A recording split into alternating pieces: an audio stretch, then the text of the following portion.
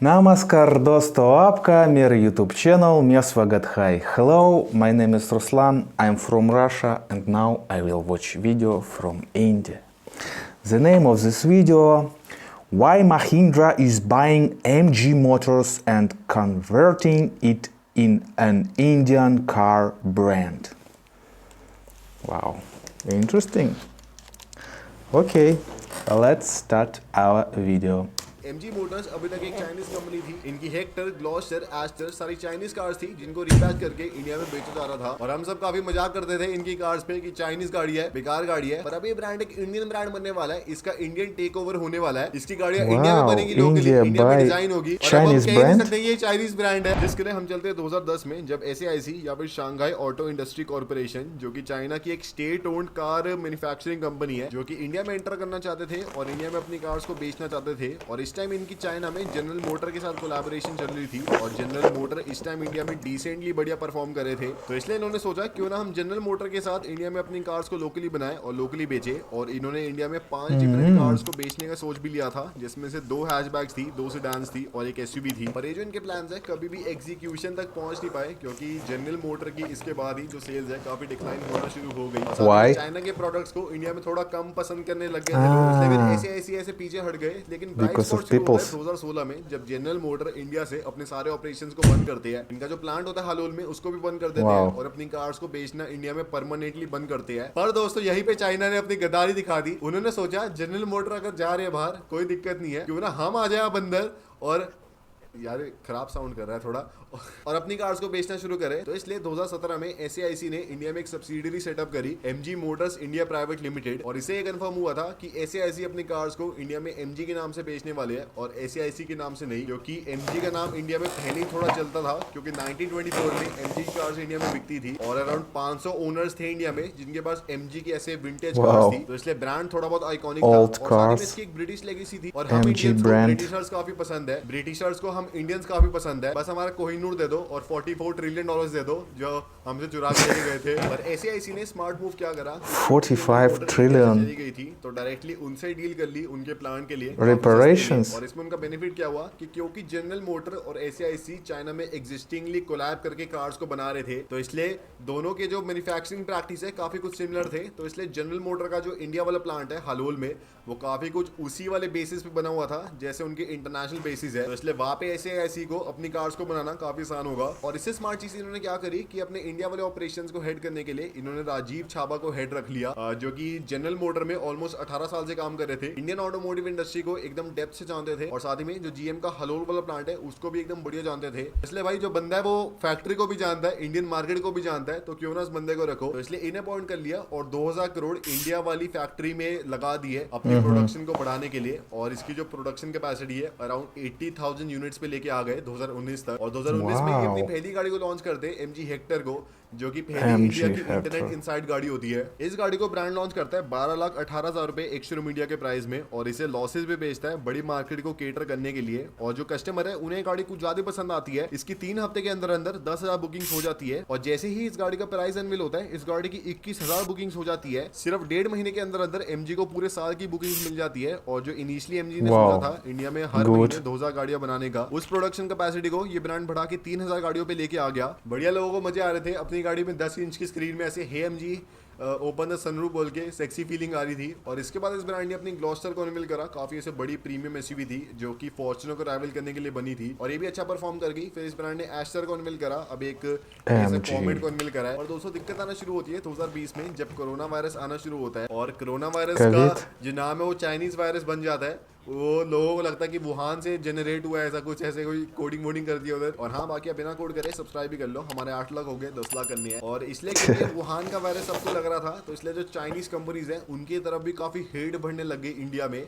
ऐसे सब लोग कह रहे थे कि बॉयकॉट चाइनीज प्रोडक्ट, हम इंडिया की गाड़ियां लेंगे, इंडिया के फोन खरीदेंगे। और इसलिए फिर हमारी सरकार भी थोड़ी प्रोएक्टिव हो गई। उन्होंने भी कहा कि जो इंडिया में सारी चाइनीज ऑपरेट हो रही है उनका इंडियन बिजनेस है उसमें अराउंड मेजॉरिटी स्टेक किसी इंडियन को होना चाहिए, ताकि जो इंडिया के लोग हैं उन्हें भी सेंस Chinese products. और और जो गवर्नमेंट है उसे भी ऐसे थोड़ा सही लगे कि ऑपरेशंस वगैरह बढ़िया चल रही है। और इसी के बाद क्या हुआ कि हवाल जो कि एक और चाइनीज कंपनी है, Havel ये in around Russia, 7,000 yes, crore invest करने वाली too. थी अपनी कार मैन्युफैक्चरिंग प्लांट को बनाने के लिए। और जो यूपी Now we गवर्नमेंट है have a उन्होंने lot of जो Havel प्लान्स है उन्हें हॉल्ट पे डाल because दिया of और कहा sanctions. अभी आप इन्वेस्ट नहीं कर सकते। और इसके बाद क्या हुआ कि एमजी मोटर की सेल अराउंड 50,000 गाड़ियां साल पे से टेपर ऑफ कर गई, इससे आगे बढ़ नहीं रही। पर ब्रांड को लग रहा है कि अगर उन्हें अपनी सेल्स को बढ़ाना है तो इसलिए उन्हें थोड़ी और इन्वेस्टमेंट चाहिए अराउंड 5,000 करोड़ की। तो इसलिए वो एसएआईसी के पास दोबारा गए थोड़ी इन्वेस्टमेंट लेने के लिए, पर उन्होंने मना कर दिया क्योंकि वो कॉन्फिडेंट थे नहीं कि इंडिया में उनकी इन्वेस्टमेंट का कुछ फायदा है। सरकार भी ऐसे खिलाफ हो रही है, लोग भी खिलाफ हो रही है, तो ऐसा ना लॉस हो जाए। तो इसलिए MG Motors different different Indian organisations पे जाना Risk. शुरू हो गए जो कि इन्वेस्ट कर Big सकती है risk. उनके इंडिया वाले बिजनेस में। For example Reliance group interested था, हिंदुजा ग्रुप इंटरेस्टेड था, जिंदल ग्रुप इंटरेस्टेड था, टीवीएस ग्रुप इंटरेस्टेड था। ऐसे सारे जो बड़े बड़े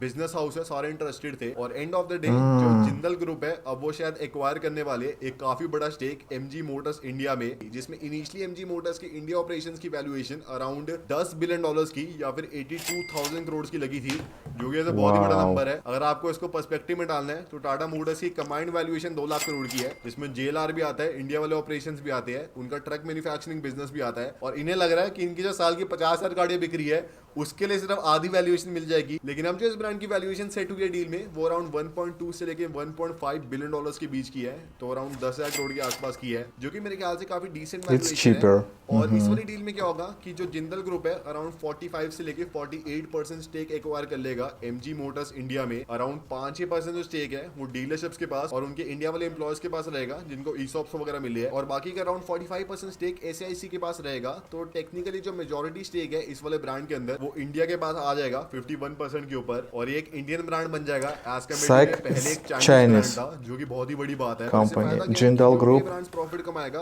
उसका एक is मेजोरिटी पार्ट इंडिया में Indian ही रहने company. वाला है और इंडिया में ही दोबारा रीइन्वेस्ट होगा। और सेकंड इसमें क्या फायदा है कस्टमर्स को या फिर डीलरशिप ओनर्स को भी कि क्योंकि अब ये ब्रांड इंडियन हो चुका है तो इसलिए इसके भाग जाने की काफी कम चांस है। अब सेंस ऑफ सिक्योरिटी थोड़ी और बढ़ गई है। और इसी चेंजेस क्या आने वाले हैं कि जो इनका नया वाला बोर्ड होगा उसमें मेजोरिटी इंडियंस होंगे as compare to Chinese people. और क्या ये ब्रांड की कार्स में थोड़ा बहुत डिफरेंस आएगा? ऑब्वियसली आएगा। ये ब्रांड नई कार्स को लॉन्च करेगा जो कि थोड़ी और इंडियन सेंट्रिक होगी। ये वाला पार्ट मैं बाद में रिकॉर्ड कर रहा हूँ, पर दोस्तों अब न्यूज आ रही है कि शायद महिंद्रा ग्रुप और हिंदुजा ग्रुप भी इंटरेस्टेड है इस वाली एक्विजिशन में। तो शायद हो सकता है महिंद्रा इस ब्रांड को एक्वायर कर ले, Wow. जिसमें जो सारी टर्म्स वगैरह वो सेम होने वाली है, बस महिंद्रा का नाम आ जाएगा as compare to Hinduja group. और ऑब्वियसली क्योंकि वो एक कार मेकर है उनकी जो एक्सपर्टीज है काफी काम आने वाली है इनकी प्रोग्रेस में इंडियन कॉन्टिनेंट में। पर अभी भी इस ब्रांड की जो कार्स है काफी कुछ जो एससीआईसी की इंटरनेशनल लाइनअप है वहीं से आने वाली है। ऐसा नहीं कि लोकली एकदम जीरो से लेके एकदम नई गाड़ी बनाएगा ब्रांड इंडियन मार्केट के लिए, क्या पता बना भी ले, पर अभी कोई चांस नहीं है। जो एससीआईसी की बाहर गाड़ी आ रही है उसी में से कोई इंडिया में दोबारा लॉन्च होगी और काफी ज्यादा हाई चांस है कि राजीव छापा है जो कि अभी फिलहाल इस ब्रांड के इंडिया हेड है उन्हें रिटेन करा जाए, जो कि मेरे ख्याल से काफी सही चीज है क्योंकि इन्होंने Indian 3-4 साल guy. में इस ब्रांड को काफी ऐसे सॉलिडली इंडिया में बना दिया है। और हम जो मर्जी कहे पर एमजी की ब्रांड वैल्यू काफी डिसेंट है कि जब इस ब्रांड ने एक 20 लाख की गाड़ी लॉन्च करी अपने एकदम डेब्यू पे इंडियन मार्केट में तब भी ऐसे बढ़िया बिक गई,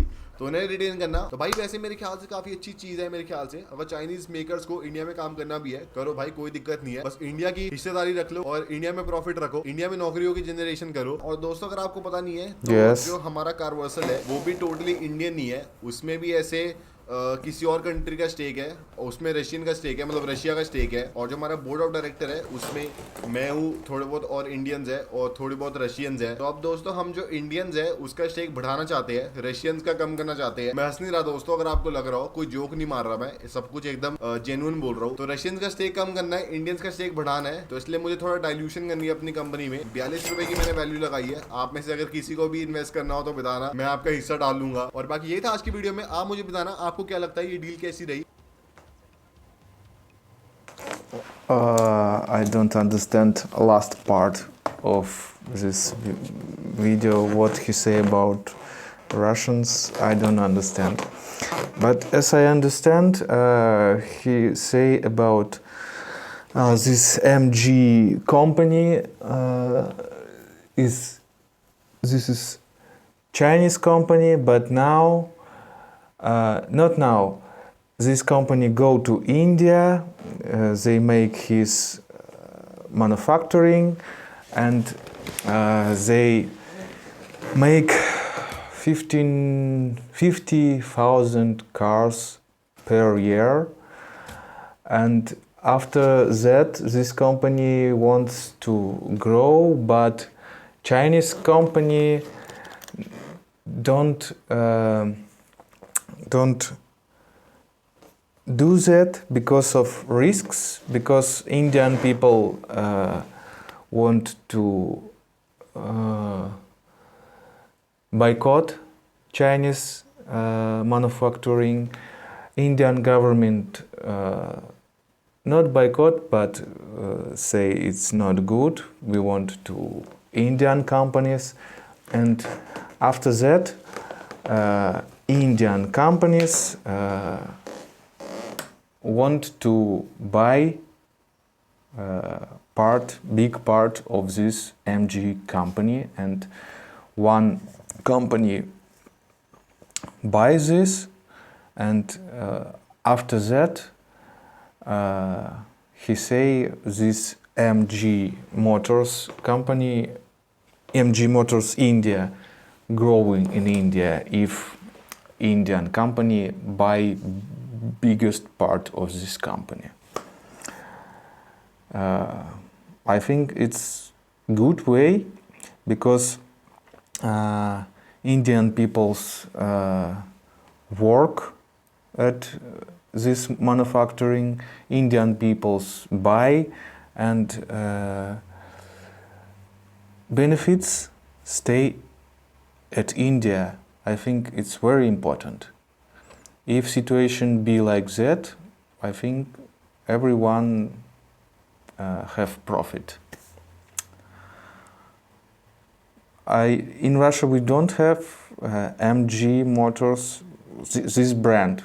He talk about Haval.